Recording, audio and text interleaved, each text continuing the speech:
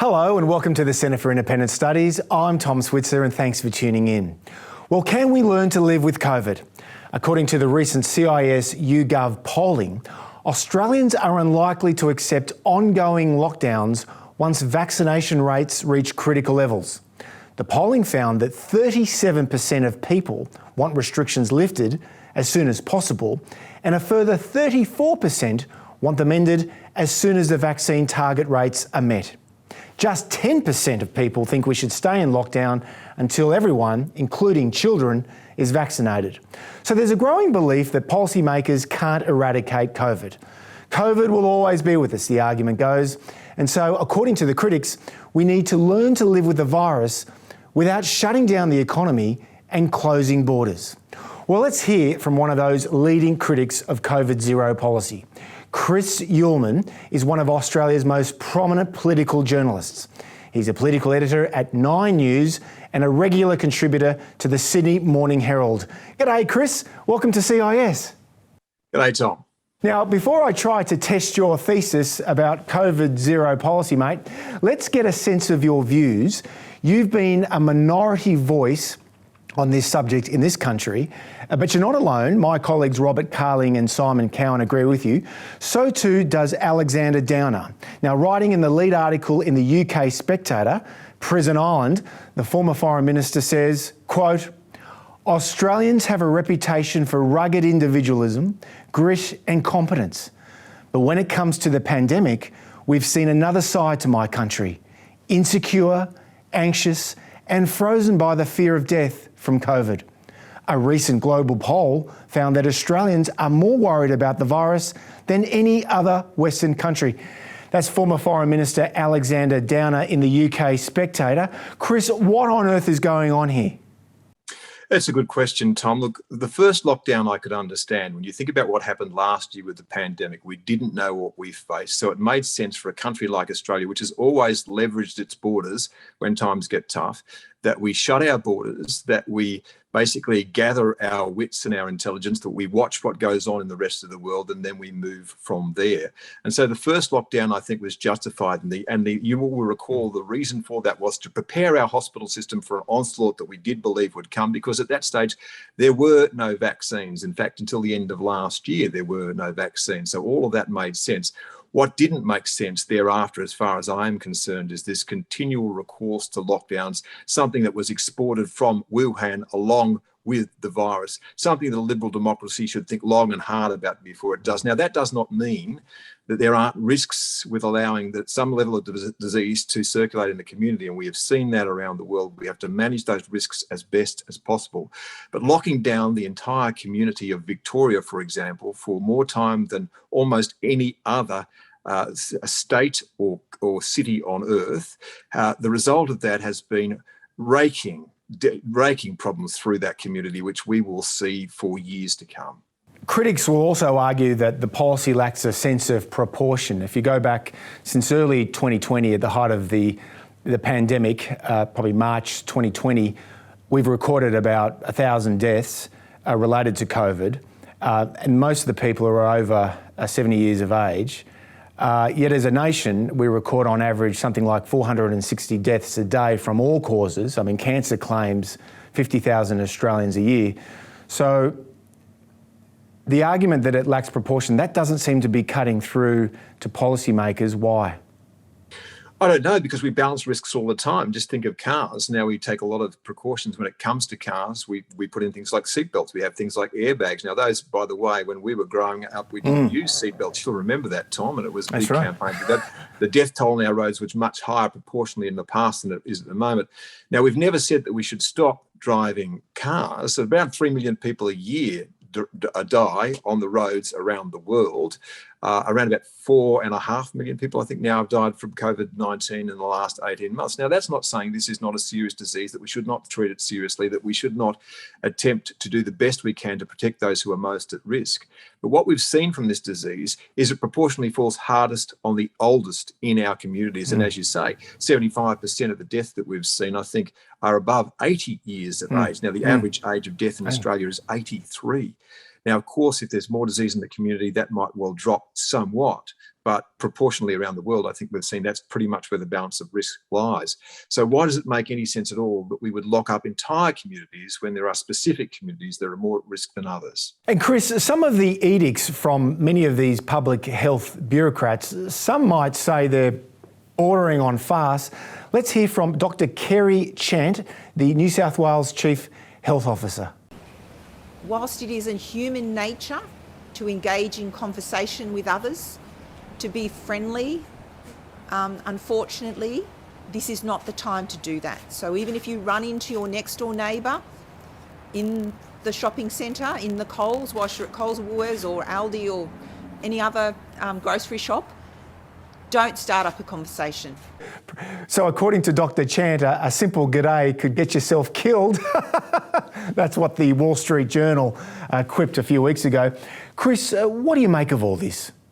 It's been ludicrous. It's been absolutely ludicrous. And that's just one of many things that we've seen throughout the course of this pandemic, which are absolutely ridiculous statements from people who are the medical professionals of this country. You know, one of them said that you should wear masks while you're driving alone in a car. We know that in Victoria they're having curfews when even the police themselves say there's no health reason why you should have a curfew. Think about that, Tom. We didn't impose curfews in Australia during the Second World War, and yet in the midst of a pandemic we've decided that we are going to do that. This is an endemic disease. This disease will not be now rid from the face of the earth. We have to learn to live with it. We cannot constantly have recourse to lockdowns. And it is clear that the damage that they are doing is greater than the disease, particularly to the young.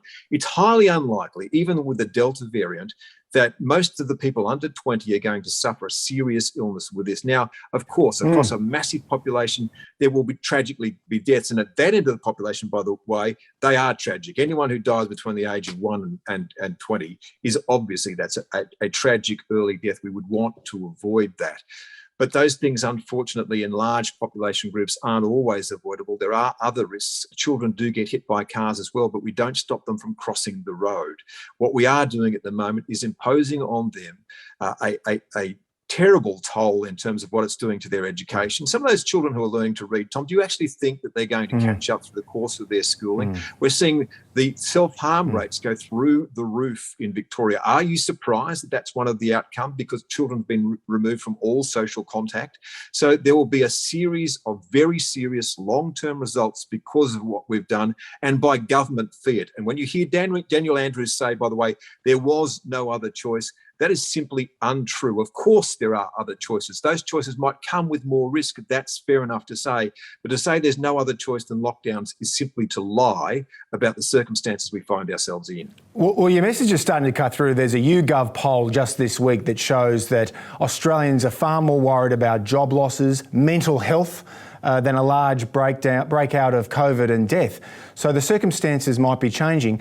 Now, many people overseas, and you probably get this too, Chris, I certainly get it from friends in America and Britain, they're just absolutely flabbergasted that Australians need permission from the federal government to leave the country. They're also shocked that even fully vaccinated people are forced into quarantine and still mandated to wear masks. Now, at the same time, states can just close borders at the first evidence of an outbreak. What kind of message does this Fortress Australia mentality send to the rest of the world? Oh, well, it was put very well by a friend of my wife's to her, who said, you know, this is from a friend of theirs overseas, that for a country of no worries, you sure worry about a lot. Most certainly do. I mean, I think it's exposed, in fact, that we are not what we imagine ourselves to be, this larrikin nature that we have, the fact that we rail against authorities. That's not true at all. Australia is a country, in terms of its own settlement, by the way, that where we have seen that that we are much more more like prison warders than prisoners. It's taken us 230 years. We've actually perfected the prison colony. This stuff is simply ludicrous, some of the things that we are doing. And you're right, absolutely. The idea that we would be telling Australian citizens that they're unable to leave the country. I can understand why you could make the argument that they might be unable to return, but being unable to leave their nation, that's just remarkable. Now, you've written that the evidence is pretty convincing that Sweden got the pandemic mostly right. Tell us more. Well, look, you can look at the death the cases in Sweden and say, no, they didn't, because there were 14,000 deaths, and obviously nearby countries like Denmark did better in terms of deaths. But Sweden didn't go for the wrenching lockdowns that we have seen, and they did fail in protecting some of their elderly communities. And that's really, around the world we've seen that, right? So it is that one of the things that you had to be careful of, and this by the way, is a product, and it's another debate, of our health system as well. We are massively elongating the lives of people at the moment into their 80s and 90s. You go back to when I was born, that wasn't the life expectancy. You go back to the turn of the century, not the life expectancy. Now that's a tremendous thing.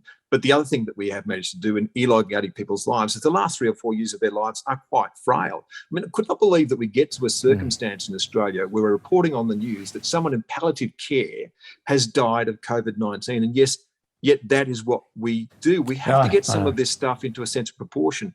I'm sorry, again, one of the COVID-19 slogans, every death is a tragedy. Look, and to the family, no doubt, that's certainly the case. But if you've lived into your 80s and 90s, and if I get to my 80s and 90s, Tom, I'll think that I've lived a pretty long and fulfilled life. So the death of someone who's quite young, or the destruction of their future through lockdowns, that's a tragedy. The death of people in the last years of their lives, if they're avoidable, we should do everything we can to avoid that. But sometimes that's not possible. Now, what Sweden did, obviously, was fail to protect that particular group. We should do everything we can to protect that particular group. But surely the way you go about that is to lock them down, is to say, look, if you are suffering from an underlying condition, if you are above the 80 years of age, then essentially you should protect yourself by locking yourself away until we find a way to make sure we can manage this disease in the community. Now, that might not be an ideal solution either, but what we're doing now is not ideal. Look, it's not like this disease gave us a choice between good choices and bad choices. It was between bad choices and worse choices. And my argument is that some of the choices that we've made are worse than the alternatives that we could have made. Yeah, in your recent column in the Sydney Morning Herald that attracted about 1,000 responses on the Sydney Morning Herald website, I suspect, given that it's the Herald, Chris, it was overwhelmingly hostile responses. It wasn't hashtag I stand with Chris, I'm pretty sure that. But this is the point. I mean, your argument is very much a minority view, and you quipped in that article that Australia has sort of embraced Stockholm syndrome, except in Sweden they're actually quite liberated compared to us. Yeah, Chris, you remind me of something that Sir Max Hastings, the distinguished military historian, a veteran British newspaper editor and columnist, he wrote in the London Times at the height of the crisis in late March 2020, and he was a guest on my ABC Radio National show, making the point that his generation, he's 75 or 74, his generation is privileged and selfish, and they should make the sacrifices and make sure that the younger generations have a good life. Let's hear what he told me. This is Sir Max Hastings on Radio National in April of 2020. I'm afraid, to put it brutally, our lives, and he's 80, I'm 74, it's all the same thing. If we die in this, which I hope to God he won't, and I hope to God I won't, in this ghastly pandemic, the fact remains we've had fantastically lives. It's what happens to those who come afterwards that is critically important. I do not believe you can say the life of a 74-year-old or an 80-year-old is as important as the lives of the next generation. That's Sir Max Hastings on the ABC's Radio National with me. So you're not alone, Chris, and for his sins, Sir Max Hastings copped a lot of criticism on the letters pages of the London Times, all across social media. So you're in good company. But let's test your thesis. Let's test the Uhlmann Hastings thesis. Now, many people say that COVID zero policy, still makes sense as a strategy for now. The lockdowns are justified, but we should be looking to open up and live with COVID as more and more people get vaccinated. What's wrong with that strategy? Well, 80% is certainly a high vaccination rate, Tom. It's going to take us some time to get there. And are we going to go through these wrenching lockdowns all the way till we catch up with the slowest runner? And don't forget, at this stage, the West Australian Premier is holding to the idea that he's not going to open up at over 70% or open the borders at this stage at over 70%. If not 70 or 80%, then when? And there's no end in sight then, since we're trying desperately in Victoria, in one last gasp, I would say, by Daniel Andrews to get down again to COVID zero. He's prepared to crush his community for months to come to reach a target which will only be there for what? A week? A month?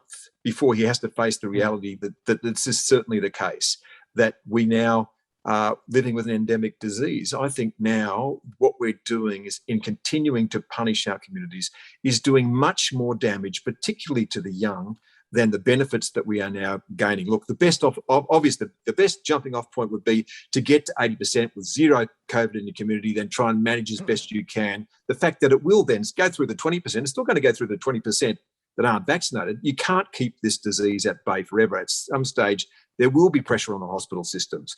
There will be pressure on all of our health systems. But by the way, weren't we supposed to be preparing for that last year? Wasn't that what last year's lockdown was all about? If our health systems now aren't capable, after watching what's happened for the last 18 months, to deal with this disease as it goes through the community, then our leaders genuinely are criminally negligent. We've reversed the polarity in this. Society's always used to protect their young. And that makes sense. You know, the old saying on a boat as it was sinking, women and children first, that made sense, right? Because you needed to protect the young and those who are capable of delivering children into society. What we've been doing is protecting the other end of society, the very old, at the expense of the very young. And we'll come to rue that in the future. Okay, but the reality is that in late August, early September of 2021, the vaccination rate is only 30 to 35%. Now, COVID is spread by people being in close proximity, and we know that lockdowns reduce the number of people that we come into contact every day. That's a given. So doesn't it follow, this is the counter argument, Chris, doesn't it follow that lockdowns will be effective in reducing the spread? Yeah, they will. We've proven that they will be effective. But the question is, at what cost? And if you're going to follow that argument all the way through to its natural conclusion, most of the spread now is in households. Why don't we split up households and put them in solitary confinement and stop them from speaking to each other? That will work, right? If we completely isolate everyone in this community, if we stop them from getting takeaway food, for example, which we're doing at the moment. By the way, in New Zealand, you aren't allowed to get takeaway food. So if we stop people from doing those sorts of things, then yes, the chance is we can slow this spread and perhaps at one stage get it to zero. For what? For how long? I mean, it is not ideal where we find ourselves at the moment where the disease is at a greater level in New South Wales than we would otherwise like. But I actually begin to wonder whether it's a blessing in disguise. Would we ever have had this debate if the disease wasn't spreading to a point where we were unable to contain it, which is where we were always going to land? Now, obviously, the timing of these things is important. There's a social equity argument now, which is if you want to get vaccinated and haven't had the chance to get vaccinated at the moment, then society should allow you that chance with the least possible risk before you're exposed to the disease. I understand that. But how many more months of this severe lockdown are we going to see now, particularly again in Victoria? And don't forget, they're vying for the record of the longest lockdown in the world. And are their outcomes in the end going to be significantly better? My colleague, Peter Tulip, who's our chief economist, he disagrees with you and the consensus view at CIS about lockdowns. And his counter-argument would be that without a lockdown, the virus is obviously going to spread exponentially. The health costs would grow until thousands are dying, by which point the economy collapses. And then there'll be even more restrictions. This is his argument. So, and he's not alone. I mean, your critics would say that your strategy, which is shared by many CIS members, that would deliver worse health and a worse economy. Chris? Yeah, but you're putting up false arguments, which people do all the time. It's saying that, oh, you're just wanting it to let it rip, right? So your idea is that you should just let this rip and let the hospital system fall apart. No, that's not at all true. There are surely some measures that we can take in trying to protect those people who are most likely to die. Surely that is the first thing that you would do. And we failed in that in Victoria last year by allowing it to get into nursing homes. Obviously, if it's circulating in the community, then it's harder to keep out of nursing homes. But now that we do have vaccines, for example, again, it was on medical advice that we did not vaccinate all of those health workers in and around aged care homes. So that was actually medical advice to start with. Now the government's decided it should be done by September. But I think that first and foremost, we should protect those people who can be protected and offer them the option, by the way, of saying, if you're above 80, you should stay at home and you should really seriously consider what your movements are now until the stage when you are fully vaccinated. Don't forget at this stage too, a large proportion right now of that vulnerable population is vaccinated. We're not talking about letting it rip through that community because they're protected to a certain extent. So, I don't buy this argument that we're just arguing that we should let it rip. We're saying, where are we now? What's the best way forward from here? The Doherty Institute, they say that if we remove the lockdown and technically transition to phase B, when 50% of adults are vaccinated, Doherty would expect deaths, 7,000 deaths within 6 months. Now, to the extent that that modelling is plausible, is it a price we should be prepared to pay? It's modelling for a start. And can I say that one of the things that I've found extraordinary through the course of this entire pandemic is that elected governments have handed over their authority to rule the country to medical experts. And by the way, if you haven't noticed, there is an enormous array of difference in the opinions that medical experts give people. You'd know that yourself from going to see doctors. You can get a second opinion, and sometimes that second opinion can be quite different. So governments in Australia should never have handed over their authority to make a decision. They should take advice, they should weigh that advice, they should balance everything, and they should balance the risk of what they're going to do and then make a decision. So Doherty, as far as I'm concerned, is a guide to what might happen. It does not predict the future. As I say, do everything we can to protect those who are most vulnerable. If we're in a circumstance at the moment where the disease is certainly out of the box in New South Wales, they are seeking to contain it. Gladys Berejiklian has used different methods. It's not all parts of Sydney that are experiencing the same level of lockdown. Those areas that don't have the disease should be allowed to go about their business as best as they possibly can. Like I say, it's not a choice between doing nothing and severe lockdowns, or letting the virus rip. In a recent Sydney Morning Herald column, Chris, you talked about the power of the states, the power of the premiers, and you started by saying, quote, Scott Morrison now cannot travel through the country he governs. The Prime Minister is a prisoner in Canberra, and his political fortunes in the run-up to the next election will rise and fall on the whims of premiers and chief ministers. Now, you have said that that bone-deep damage to the Federation is in store because states now are at very different stages of coming to the inevitable conclusion that we're going to have to learn to live with the COVID pandemic. And that means ultimately accepting COVID zero is not an option.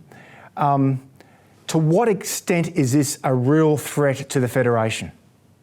Well, I think we've had a lesson in Federation, haven't we, Tom? We knew if we read the Constitution that states actually do have extraordinary powers, but now that we've seen them exercised, it did make the Prime Minister look particularly weak for a long period of time. One of the things that's interesting is there's no patch of ground in Australia on which the Prime Minister can now stand and say that he's sovereign in that realm. Even the ACT, which was set up entirely for the purposes of housing this Parliament, he's being told to do what to do by the local government, which is just a step above a local council, and its chief health officer. He came back from the G7. He was the only leader that had to quarantine inside the lodge for a fortnight. Through that fortnight, I thought he looked particularly weak. I think there's actually an issue for the Prime Minister in future, any Prime Minister in future, in terms of what power he has over his own movements in the territory. I don't think that's a trivial thing at all.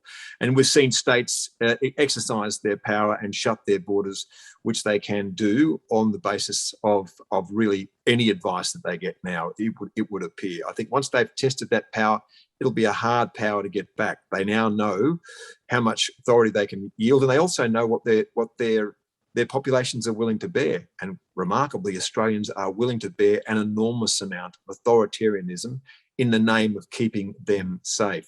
You watch that argument be run out on almost everything from now on when it comes to what the premiers will do. These things, some of the things that we've given away, will be very, very hard to get back. But your critics would come back to you and ask you, why is it damaging to the Federation to pursue different policies in different states? I mean, why is COVID zero not an option, at least until we can reach very high vaccination rates? That's what they'd say.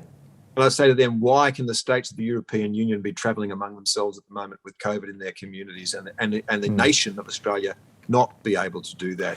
We are exposing ourselves as really not a nation at all. What we are is a collection of colonies and a couple of territories masquerading as a nation. I think one of the really big issues, Tom, and it's a conversation for another day that's been bothering me for some time, is this sense of what is an Australian identity at a time when we face extraordinary challenges from an authoritarian regime that has a very strong idea of what it is. What is it that Australians would fight and die for together nowadays? What are the foundation beliefs that we share, which are things which we would not compromise? That's a conversation that we need to have. And we can't start it from a position where we're Queenslanders, New South Welsh men and women and Victorians. We need to have that conversation as Australians. Look, I believe in this federation. I think Australia is something that's an absolutely worthwhile project for all of its failings of the past, things that we have to own up to. We have managed to develop a society which is among one of the best in history. I fear at the moment the fragility of that is on display, and it will be taken advantage of by those who would seek to divide us. All those points you make about civil liberties are well held by many of us at CIS. But again, let's get back to your critics. And I know you're writing a column this week in the Sydney Morning Herald about Premier Mark McGowan from WA, Western Australia. Now, many people in WA would say there's no virus. They've had a normal life except for the lack of contact from outsiders. And that they'd say, yes, the people on the East Coast don't like that. I don't like it. I love going to Perth. I go there every year. It's a beautiful town. It's frustrating we can't go there. But from a Western Australian perspective, they'll ask, why is it an irrational choice for them to have a normal life? Chris? And is the way they're living now the way they want to live forever? Now, don't forget that Perth Airport at the moment is operating about 2.5% of its capacity. You know, F. Scott Fitzgerald said that the sign of a first-rate mind was the ability to hold two contradictory thoughts in your head at the same time and still be able to function. Now, get this.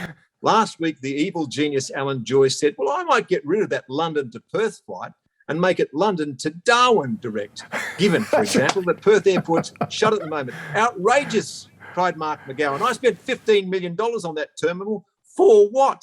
I mean, he's able to function with the staggering incoherence of what he's just said.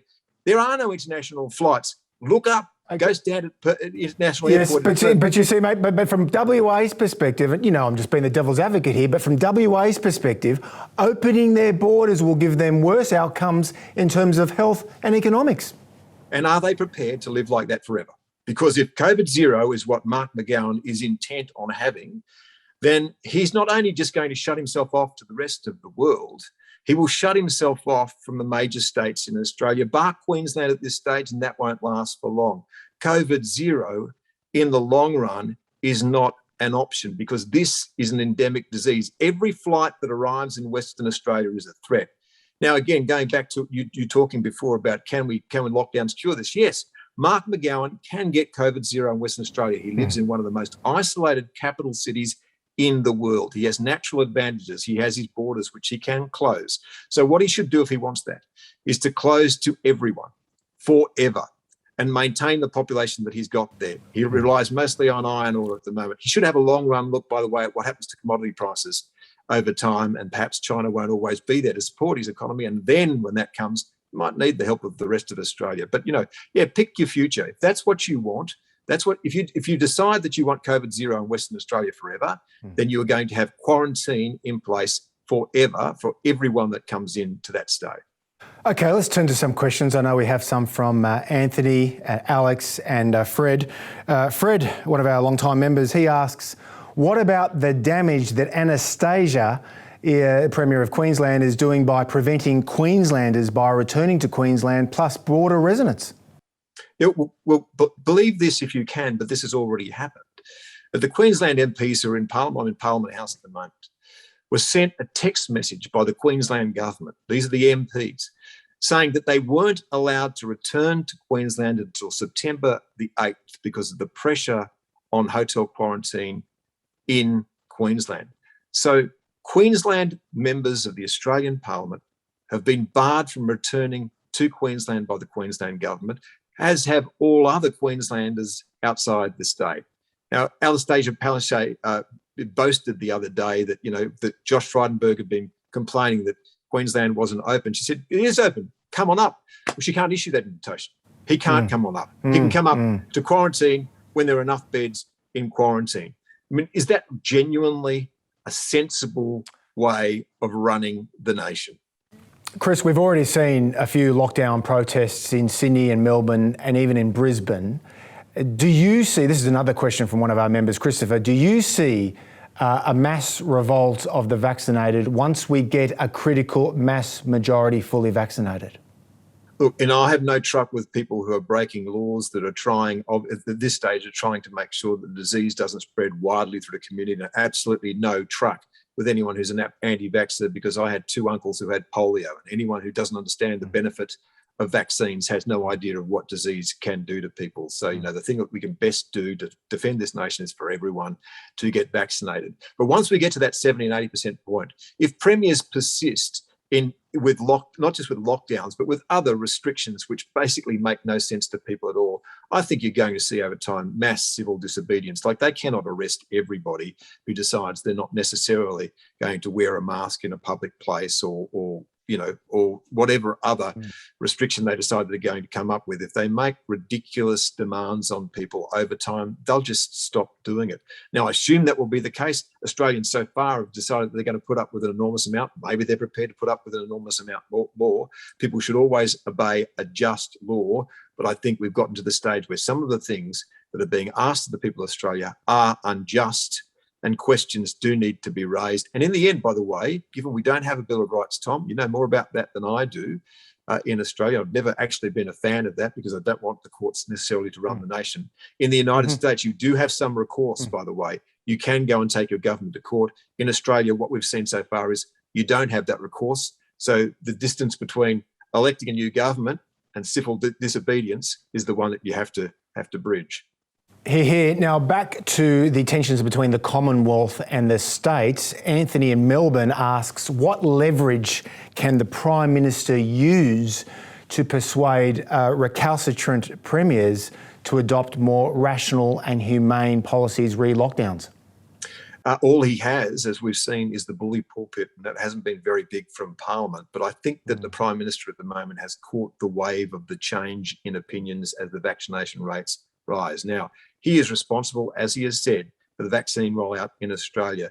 That has not gone particularly well. He admits that himself. It's been extremely slow. Of course, it did have some help.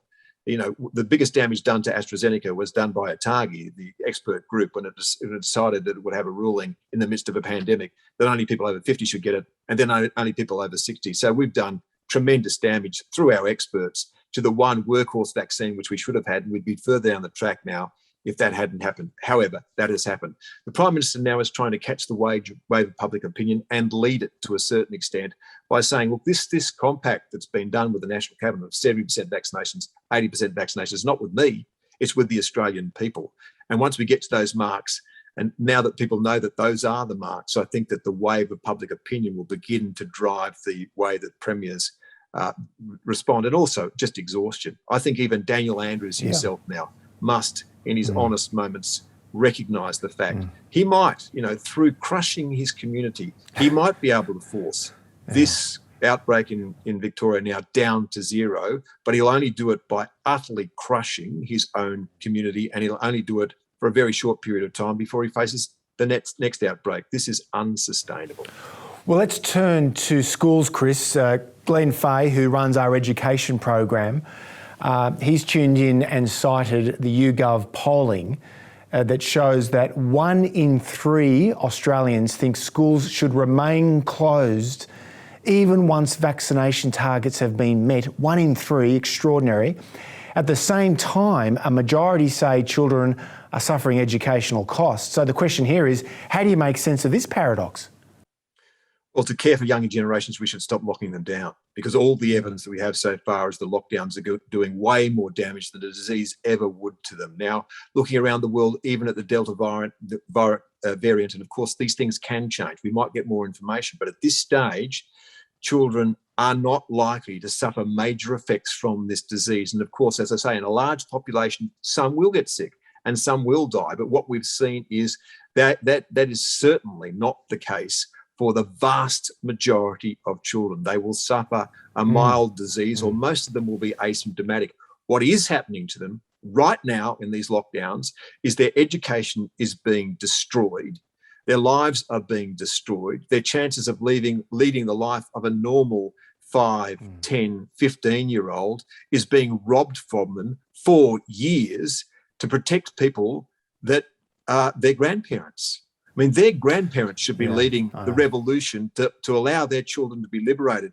It's not a choice between protecting our children from COVID-19 and that there's some great outcome. What we're talking about is the extraordinary dislocation and damage being done by lockdowns and exposing them to a disease which is unlikely to harm most of them. I think that, as far as I'm concerned, on the balance of risk there, it's already really, really weighted against them. And so that's the choice that needs to be made. That choice is easy. Let them out. And a reminder that the media, with rare exceptions such as you at the Nine Network and Adam Crichton at the Australian newspaper, the media really, I mean, the conventional wisdom has been intoxicating. And that brings me to the next question by Alex, another one of our supporters. Great to have you tuning in, Alex. He asks, at what point should the media look at themselves in the mirror after helping create hesitancy re the AstraZeneca vaccine due to hysterical reporting of blood clotting issues, and yet the media at the same time are highly critical of the slow vaccine rollout? When will the media look at themselves, Chris? Look, one of the things I've always said about the media, and look, everything that you say about us is true. The only thing I would add to that is that now that we have social media, and each and every one of you as a broadcaster, is that you turned out to be way worse than we ever have. So you look at the mainstream media versus what you can do and say and broadcast from your phone. Boy, I'm sorry, the balance of that is that you're way worse than us, but that doesn't make us great. And I agree with you. Look, I found it astounding when we went through last year with Victoria, the daily death count of people who were in their 90s, and some, at least one on one occasion, someone who was over 100 years of age, as though this was a tragedy. Now, I'm not taking away the loss that any family would feel of a loved one. You know, I have been through the loss of my mother and father. I understand what that is like. My father died in his 80s, by the way, after having been sick for 3 or 4 years. And in the end, his death was, in fact, a blessed relief. Now, I'm not saying that's the case with each and every one of these deaths. You know, some people who are very elderly are living very, very productive lives. So that is not the case, but absolutely the case that the media does have to look at this constant daily count of case numbers. It doesn't matter how many cases there are. What matters is who's getting sick, and then, yes, who is dying. But on the balance of that too is, where is that falling in terms of our community? Not every death is a tragedy. It's just another one of those slogans that we trot out. Anjali, she's one of my colleagues here at CIS. She's a policy analyst, a research assistant, and she's soon moving to a law firm. But she asked the question, it's not just about the media, it's also about our political leaders. And she asks, how can we ensure that those responsible for the pandemic decision-making, which has drastically impacted our economy and people's lives, how do we ensure that they're held accountable and that such mistakes are not repeated again? Well, look, you know, we've had a surfeit of royal commissions in the last few years, and some of them I don't think were necessary. After this, well, Tony Abbott has called for a royal commission, hasn't he? Yeah, we do. We absolutely, on this one, we need a royal commission that the Commonwealth and all of the states sign up to. It can take as long as it likes. It needs all the resources that we can possibly give it, because we actually do need to debrief on this, and we need to do it with clear eyes, and we need to do it with honesty. What will happen with politicians is they will say that whatever they did was in the best interest of the people, and that they should obviously be held to the standard of doing the best they possibly could at the time. This is not so, by the way, that so we can put people in jail or that we can vilify them. We need to know what worked and what didn't work, and we need to look clear-eyed around the world, because there are lots of different ways of dealing with this. And one of the best places, I think, to look is to what happened in the United States, where different states did very, very different things. And again, when you look at the death rates between states, some of those that locked down very hard didn't do particularly better or worse than those who didn't lock down much at all. So, you know, that's data that's worth looking at. We need to gather in every piece of information. We need to analyse it. We need to have a clear-eyed look at what's gone on. Not just the media and the politicians or the political decision makers in leadership, whether it be our elected representatives or bureaucrats, it's also the political opposition. Scott from Brisbane has asked, why have the oppositions just been quiet about this issue, especially now that there's clearly more scepticism of COVID zero policy? How do you account for the positions of all the various state and federal oppositions, Chris? Well, what we've seen so far is that governments have been massively rewarded for being extremely conservative. That's been the electoral outcome of everything that we've seen so far. Scott Morrison will be hoping that that's the outcome of the next federal election, but he might find himself in somewhat of a different position. So if you're in opposition, you've got nowhere to go. What do? You can't argue against what the government's doing if 80% of the population says they're doing the right thing. Look what happened in Western Australia. No one went harder than Mark McGowan. He now leads a one-party state. He probably thinks that's a great thing. I would think that in a democracy, that's a bad thing. A friend of mine from Singapore, by the way, says, see, look, one-party states can work. Look at Western Australia. So if you're in opposition, it's been a very grim time. Now, the federal opposition, of course, has been sniping at the federal government, particularly over the vaccine rollout. Yes. And that is bitten quite hard on Scott Morrison because, there's enough evidence there to show that it wasn't ideal. He's hoping, by the way, that as it gains pace and we hit those marks towards the end of the year of 70 and 80%, that he'll be forgiven for that and people will see it differently and that he'll lead the charge to freedom. Well, that's his hope for liberation. Anthony Albanese will be reminding him every single day of every fall that happened along the way. Talking about the intoxicating conventional wisdom, it seems appropriate to end on this note. Walter Lippmann, one of the great American 20th century public intellectuals, he once said, "We're all think alike, no one thinks very much." So, Chris, more power to you for challenging the conventional wisdom. You're very brave. I know you've copped a lot of nasty criticism on social media, particularly Twitter.